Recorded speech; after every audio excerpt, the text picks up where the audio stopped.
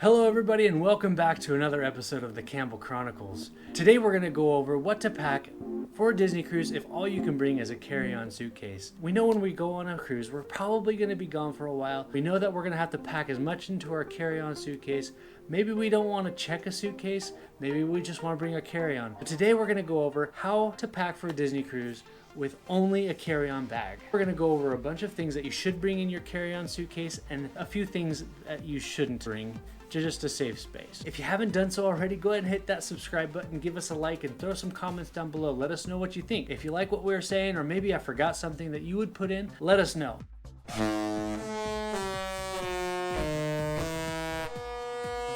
So number one, packing cubes. I've seen the question out there a lot. Do I bring the packing cubes? Should I use them? Whatnot?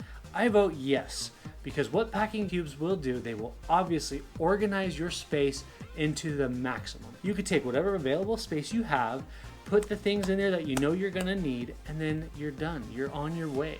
You're not trying to shove everything in there. You can do that even with packing cubes. You can get a lot in with packing cubes, but it's just gonna make it a little bit more organized. You can keep things a little bit more tidy. It's my preferred way to go when I'm going on vacation. Number two, since we're only bringing our carry-on suitcase on this trip, we have to fit as much as we can. So I'm saying only bring 2 swimsuits. This way you can use one, and when you're done, hang it up, let it dry, and while that one's drying or whatever, you have the other one and you can switch. You don't have to spend a lot of time at the laundry. They're swimsuits. They're gonna get in the chlorine water. It's fine. Or in the beach, it's fine. So only 2 swimsuits. That's gonna save you a lot of space. I know some people like to have maybe a swimsuit for every day. That's just not the way I go. I try to fit everything I can into a carry-on suitcase for my vacation, so I only bring 2 swimsuits. And number 3 on my list today is going to be clothes. Now, when I say clothes, I don't mean just clothes. I mean plan ahead. Know what kind of excursions you're going to go on. Know what the weather's going to be like, so that way you can dress accordingly.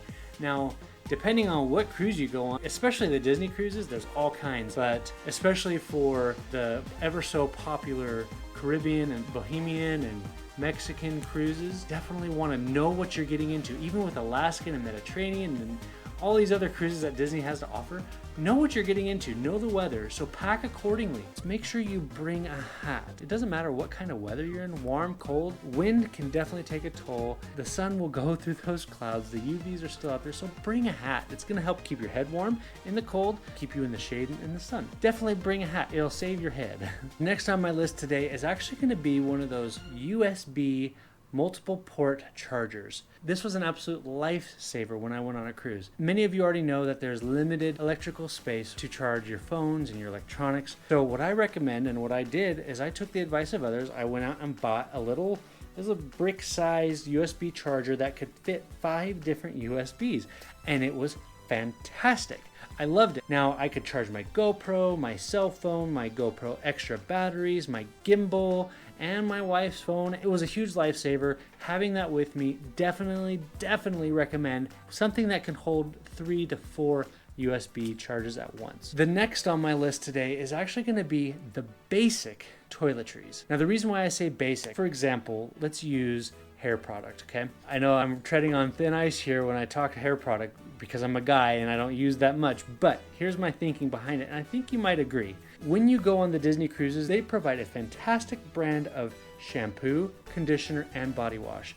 And recently, they're starting to switch over to the pump styles where you can use as much as you want versus those old squirt tubes that you can use. I know we all like taking those squirt tubes home. I love that way, but I think the pump style is going to be a little bit more efficient because you're going to be able to save space in your suitcase, because I know some of those hair products can take up a lot of space. I know some girls, myself included, it doesn't matter guy or girl, some people have those big, huge shampoo things. They don't get enough out of the squirt bottles, so having those pumps are great because if you're running low, guess what? A mousekeeper is going to come and fill you up. So you don't have to worry about that so much anymore.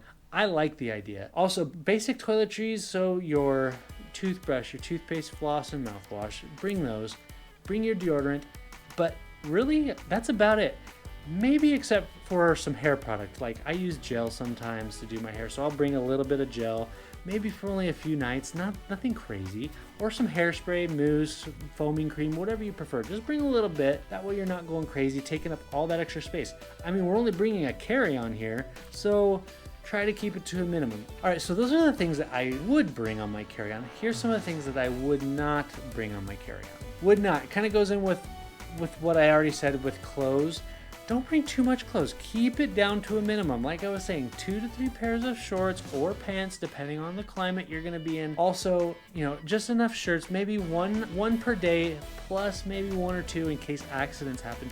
Don't go crazy with it. Be very frugal with it. Be very cautious of what you're packing, because you're gonna wanna bring stuff home, so you'll probably want extra space. So try to keep the clothes you wear down to minimum, and if they get extremely dirty, of course there's laundromat inside the ship at a very reasonable price. What not to bring. This goes back into what I was talking about with the USB charger.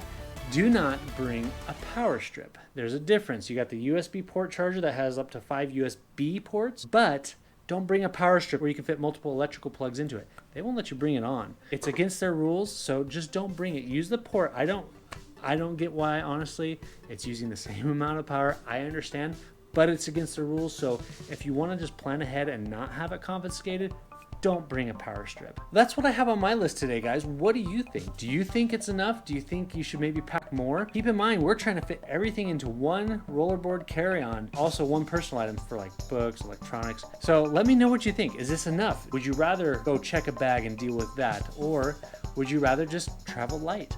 Let me know what you think. Hit the comments down below, give me a like, and don't forget to hit that subscribe button on your way out.